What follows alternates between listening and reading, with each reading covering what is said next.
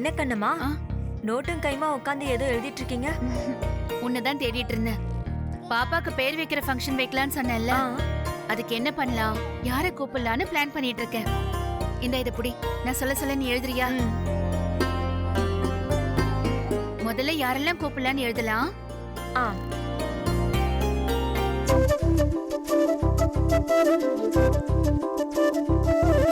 சொந்தத்துல எல்லாரையுமே கூப்பிடணும். எப்படி இருந்தாலும் குறைஞ்சது 100 பேர் வருவாங்க. எனக்கு ஞாபகம் வர பேரெல்லாம் நான் முன்னாடி சொல்லிடுறேன். KKM மில்ஸ், விஜயராகவனோட ஃபேமிலி, அவங்கள கூப்பிடணும். வசந்த விகாஸ் ஹோட்டலோட MD, அவங்க ஃபேமிலி எழுதிக்கமா? ஏங்க, உங்களுக்கு ஞாபகம் வர பேரெல்லாம் சொல்லுங்களேன். வா பாரதி, வா உட்கார். என்னம்மா எல்லாம் கும்பலா உட்காந்துக்கிட்டு என்ன எழுதிக்கிட்டு இருக்கீங்க? எதுவும் இல்லடா, பாப்பாக்கு பேர் வைக்கிற ஃபங்க்ஷன் வைக்கலாம்னு அம்மா டிசைட் பண்ணிருக்காங்க. அதுக்கு என்னென்ன அரேஞ்ச்மெண்ட்ஸ் பண்ணலாம்னு பிளான் பண்ணிட்டு இருக்கோம். ஏய், நீ எழுதுறா. அறிவா அவன்கிட்ட கூட. டேய், அவளே எழுதிட்டோம். பரவாயில்ல, எழுதுறா குடு. எழுதுறா. நீபா ஹாஸ்பிட்டல் MD ஹெலினா. எப்படி இருந்தாலும் எங்க அப்பாவையோ அத்தையோ கூப்பிட போறது இல்ல. சொந்தக்காரங்கன்னு யாரும் கிடையாது. இப்பதான் வேலைக்கும் சேர்ந்திருக்கேன். மஞ்சு அக்காவை கூப்பிடலாம். ஆனா அவங்க எங்கேயோ வெளியில போறதா சொல்லிட்டு இருந்தாங்க. வருவாங்களான்னு தெரியலையே. அப்போ வழக்கம் போல நீங்களும் நானும் தானா? பக்கத்து வீட்டுல இருக்கிறவங்கள கூப்பிடுவோமே. சரி, ஓகே, கூப்பிடலாம். அப்படின்னா அப்புறம் அப்புறம் என்ன ட்ரெஸ் எடுக்கலாம்? கலர்ஃபுல்லா இருக்கணும். பாப்பாக்கு ட்ரெஸ் பளிச்சுன்னு மேட்சிங்கா இருக்கணும். அப்படியே பளபளன்னு சும்மா மின்னணும். ஆனா விலை 500க்குள்ள மட்டும் இருக்கணும். அதுக்கு நீங்க தான் தைக்கணும். ஆமால, அப்படி கூட செய்யலாமே. அம்மா கண்ணம்மா, உங்களோட பரிசோதனை முயற்சியெல்லாம் நீங்க அப்புறமா வச்சுக்கோங்க. இப்போ முதல் தடவையா நம்ம குழந்தைக்கு ஃபங்க்ஷன் வைக்க போறோம். ரிஸ்க் எடுக்காம ஒரு கடையிலே எடுத்துடலாம். ஆனா பட்ஜெட் 500 ரூபாய்க்குன்னா சரிப்பட்டு வராது. அட்லீஸ்ட் ஒரு 1000 ரூபாய்க்கு இருந்தாதான் ரிச் லுக் கிடைக்கும். என் பொண்ணுக்கு ரிச் லுக் எல்லாம் வேணாம் துளசி. அவளுக்கு அழகான லுக் இருந்தா போதும். பாப்பாவுக்கு ஒரு ட்ரெஸ் பத்தாதுப்பா. குறைஞ்சது 10 ட்ரெஸ்ஸாவது எடுக்கணும். எதுக்குமா அவ்வளவு ட்ரெஸ்? ஒவ்வொரு மணி நேரத்துக்கும் ஒவ்வொரு ட்ரெஸ் மாத்திட்டு இருப்பீங்களா? அது இல்லடா, அன்னைக்கு நிறைய போட்டோஸ் எடுப்போம் பாப்பாவை. எல்லா போட்டோஸ்லயும் ஒரே ட்ரெஸ்ல இருந்தா நல்லா இருக்காதுல்ல, அதுக்காக தான். மா, வேற லெவல் பிளான் பண்ணிருக்கீங்களே. யாருன்னே தெரியாத ஒரு குழந்தைக்கு இப்படி குடும்பமா உட்காந்து பிளான் பண்ணி செலவு பண்றதெல்லாம் ரொம்ப ஓவரா இருக்கு. சரி, இந்த துணி எல்லாம் ஓகே. பாப்பாவுக்கு நகை எடுக்கணுமே, அதுக்கு என்ன ஐடியா? ஒவ்வொரு கைக்கும் 2 அழகழகான தங்க வளையல். இடுப்புக்கு தங்கத்துல அருணா கயிறு. ஏய், முக்கியமா காலுக்கு தங்க கொலுசு. இந்த வெள்ளின்னு ஒண்ணு இருக்கே, அதெல்லாம் போடுறதா ஐடியாவே இல்லையா? என் பேத்திக்கு தங்கத்துக்கு கம்மியா நான் எதையும் போடுறதா இல்லப்பா.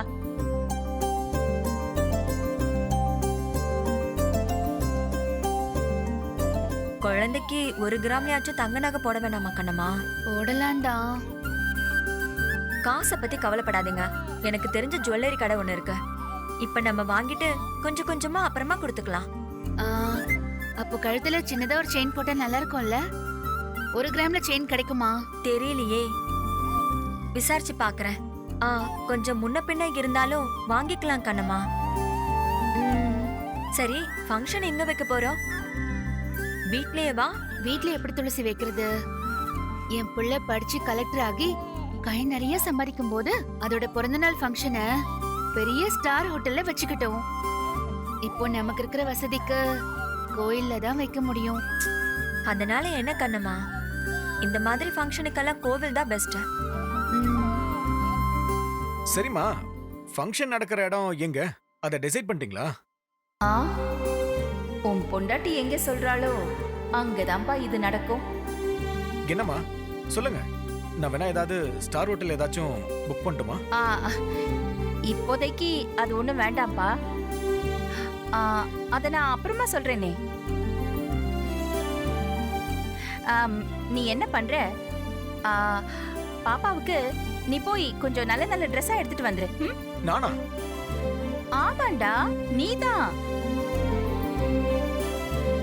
ஏன் பாப்பாக்காக நீ இத கூட செய்ய மாட்டியா? ஐயோ, இல்ல நீ அந்த அளவுக்கு பிஸியாப்பா? பிஸிலாம் ஒண்ணும் இல்லம்மா. சரி, நானே எடுத்துட்டு வந்துடுறேன்.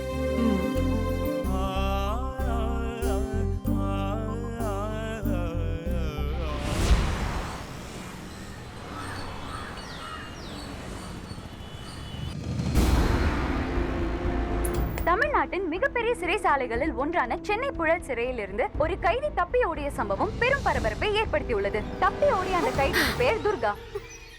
பல்வேறு குற்ற சம்பவங்களில் தொடர்புடைய இந்த துர்கா சமீபத்தில் தான் போலீசில் பிடிபட்டு சிறையில் அடைக்கப்பட்டார். இந்நிலையில் கடும் பாதுகாப்பு ஏற்பாடுகளை மீறி அவர் தப்பித்து சென்றிருக்கிறார். அவ்வாறு தப்பித்து செல்லும் போது பெண் மருத்துவர் ஒருவரை காதலிப்பதாகவும் அவரை திருமணம் செய்து கொள்வதாகவும் சக கைதிகளிடம் கூறியிருக்கிறார் துர்கா. ஏராளமான குற்றங்கள் செய்துள்ள துர்காவை காதலிக்கும் அந்த பெண் மருத்துவர் யார்? எப்போது திருமணம் என்பன போன்ற கேள்விகள் இப்போது சிறைத்துறை வட்டாரத்தில் பரபரப்பாக பேசப்பட்டு வருகின்றன.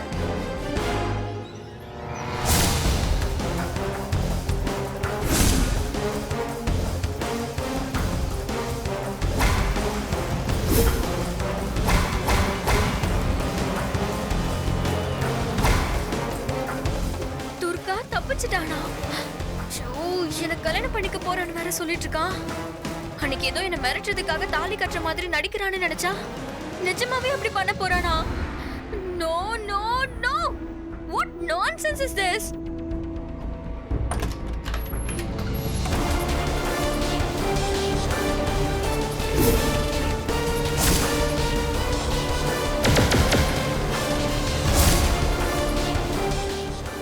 துர்கா,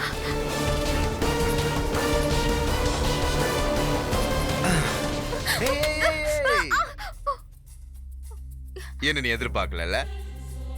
அதுவும் இப்படி வருவேன் எதிர்பார்க்கல.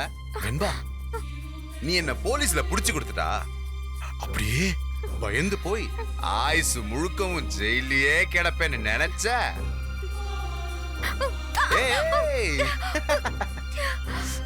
இந்த எப்படி தப்பிச்சு வந்தேன்னு பார்த்தல.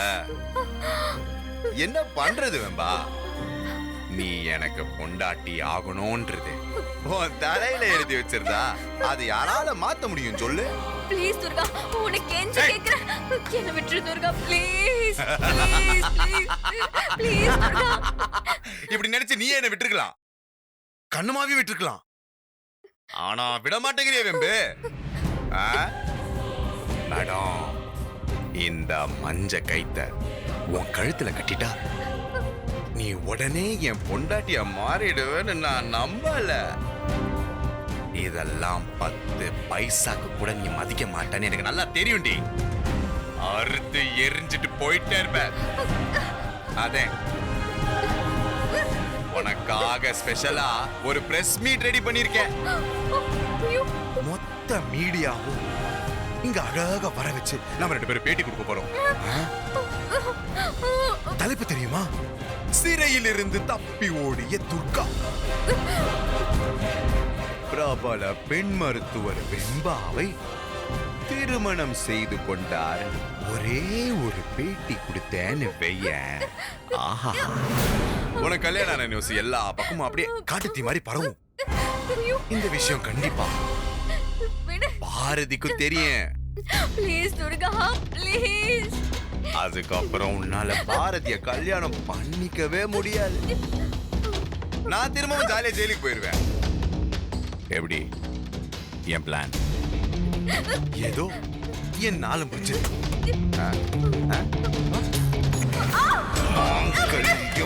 தந்துனா நேனா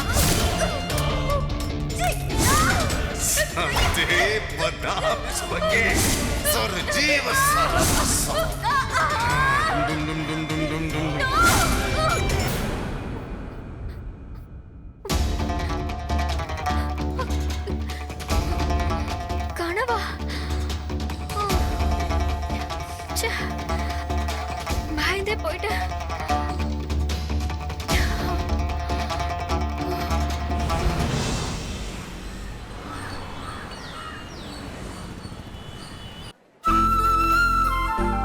குழந்தைக்கு ட்ரெஸ் எடுக்கணும். இருக்கு சொல்லுங்க மேடம். பெண் குழந்தையா? ஆமா, பாப்பாக்கு பேர் வைக்க போறோம். நல்ல ஸ்பெஷல் ட்ரெஸ் எடுத்து காட்டுங்க. ஓகே மேடம், கண்டிப்பா. என்ன செல்லம்? மேடம், இத பாருங்க மேடம்.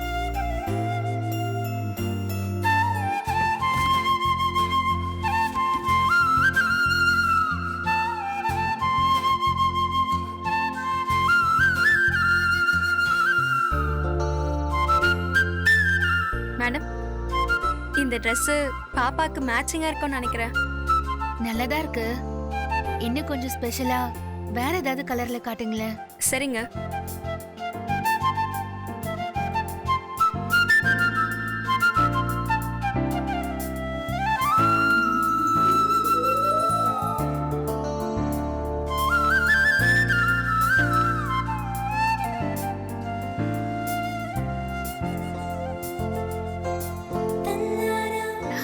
இது ரொம்ப நல்லா இருக்கு.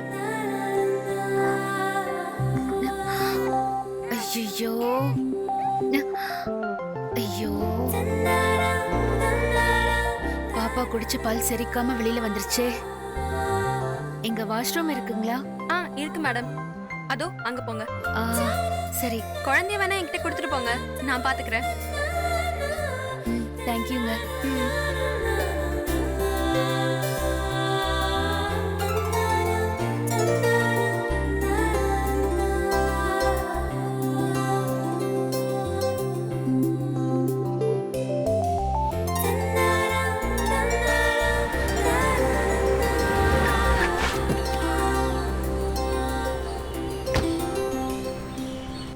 சுச்சு சுச்சு, என்னடா சார்? சொல்லுங்க சார். இல்ல குழந்தைக்கு ட்ரெஸ் வேணும். ஒரு நிமிஷம். பிரியா, கொஞ்சம் இங்க வாயேன். இதோ வரேன். கஸ்டமர் கொஞ்சம் அட்டென்ட் பண்ண. சார் சொல்லுங்க சார். இல்ல குழந்தைக்கு ட்ரெஸ் என்ன வயசு சார் இருக்கும் குழந்தைக்கு? பிறந்து 1 மாசம் கூட இருக்காது. பேர் வைக்கிற ஃபங்க்ஷன், அதுக்கு தான் வேணும். குழந்தை குண்டா இருக்குமா இல்ல ஒல்லியா இருக்குமா?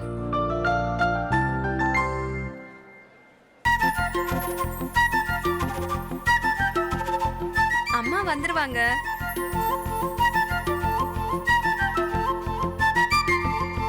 எக்ஸ்கியூஸ் மீ, இந்த குழந்தை ஒரு நிமிஷம் கொடுங்களேன். சார். இல்ல பரவாயில்ல, கொடுங்க.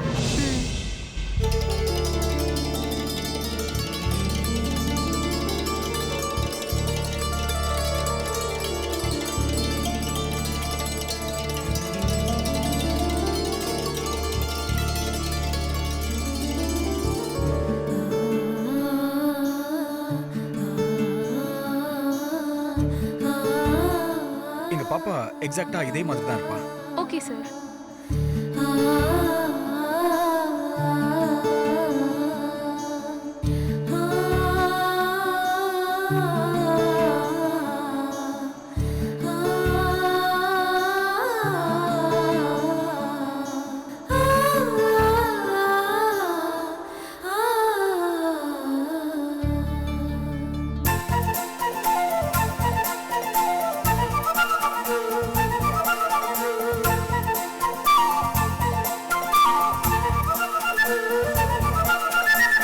இது சூப்பரா இருக்கு. ஓகே, இதை கொடுத்துருங்க. இதை பேக் பண்ணிடுங்க. சார், இது இந்த பாப்பா இருக்காங்கல்ல, அவங்க அம்மா எடுத்து வச்சிருக்காங்க சார். ஓ அப்படியா? Nice selection. நான் தான் மிஸ் பண்ணிட்டேன்னு நினைக்கிறேன். சரி, வேற ஏதாவது காமிங்கம்மா. இதே ட்ரெஸ் இன்னொரு பீஸ் கூட இருக்கு சார். ஒரு நிமிஷம் இருங்க, நான் செக் பண்ணி பார்த்துட்டு சொல்றேன். யா, செக் பண்ணி பார்த்து சொல்லுங்க.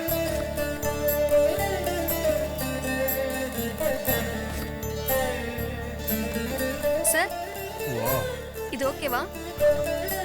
நைஸ். ஓகே, இதை எனக்கு பேக் பண்ணி கொடுத்துருங்க. Okay sir. ஓய் பாப்ஸ், என்னம்மா?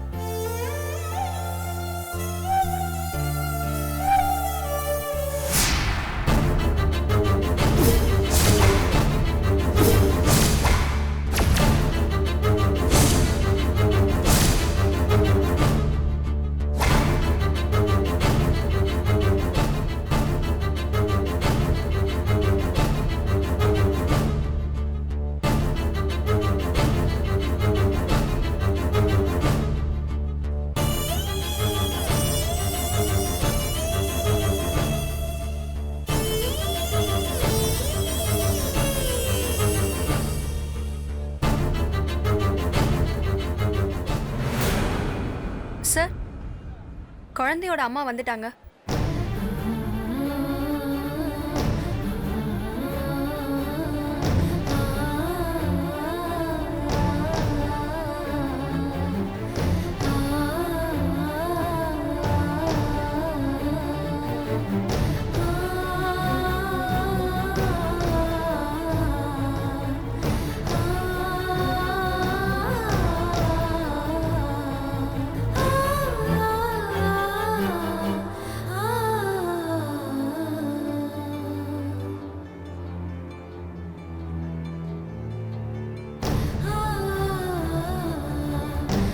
சார், பேக் பண்ணிடலாமா?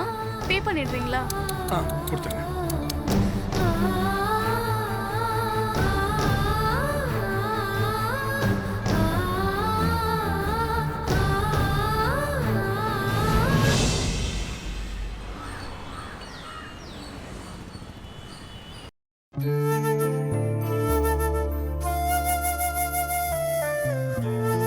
என்ன பாரதி, பாப்பாக்கு ட்ரெஸ் எடுத்துட்டியா?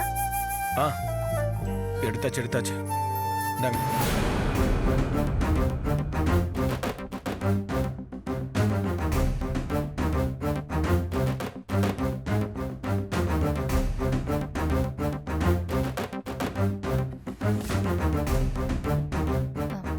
பாரதி, ஒரு நிமிஷம் எழுந்திரி. ஏமா? எழுந்திரின்னு சொல்றேன். இந்த ட்ரெஸ்ஸை கொண்டு போய் ரோட்டு ஓரத்துல யாராவது ஆதரவு இல்லாதவங்க இருப்பாங்க, அவங்களுக்கு கொடுத்துருப்பா.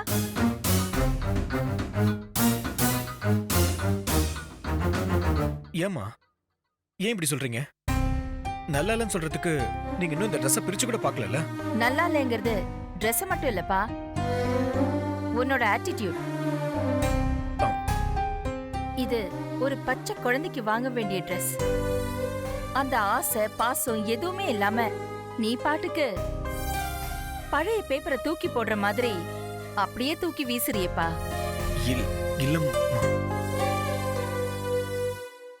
இவ்ளோ வெறுப்பு மனசுல இருந்திருந்தா என்னால போக முடியாதுன்னு அப்பவே தெளிவா என்கிட்ட சொல்லிருக்கலாம்ல.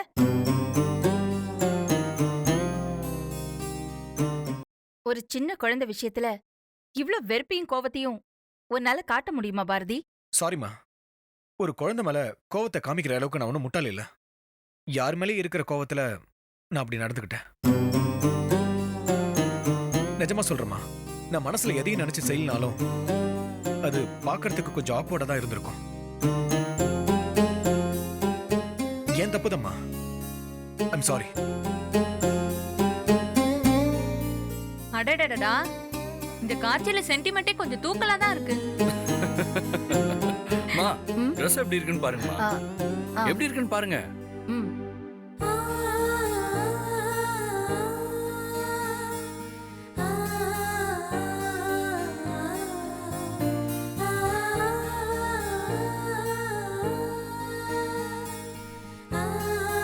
எப்படிமா இருக்கு? ஏய், சூப்பர் பாரதி, பாப்பாக்கு ரொம்ப நல்லா இருக்கும். ஆமா பாரதி, ரொம்ப நல்லா இருக்கு. சரி, அதெல்லாம் இருக்கட்டும். இந்த கலர் டிசைன் இதெல்லாம் விட இந்த சைஸ் ரொம்ப பெர்ஃபெக்ட்டா இருக்குமே. எப்படி பாரதி?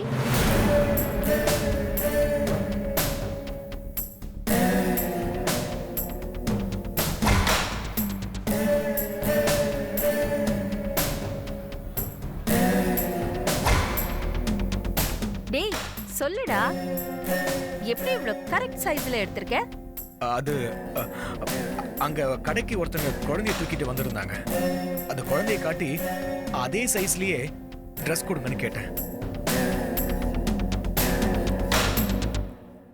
எப்படியோடா, நல்ல ட்ரெஸ் அமைஞ்சிருச்சு. ஒரு அப்பா தன் குழந்தைக்கு அழகா நல்ல கலரா நல்ல டிசைன்ல பார்த்து பார்த்து எடுப்பாரோ அதே மாதிரி நீ எடுத்திருக்க பாரதி.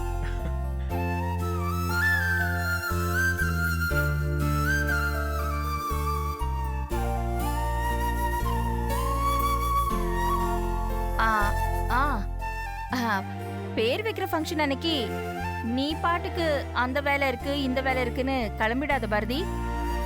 நீதான் அப்பா ஸ்தானத்துல இருந்து எல்லா வேலையும் செய்யணும்பா.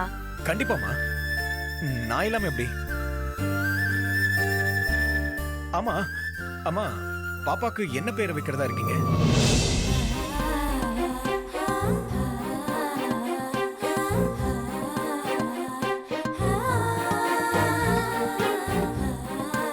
அத அன்னைக்கு சொல்றேன் பாரதி. சர்ப்ரைஸ்.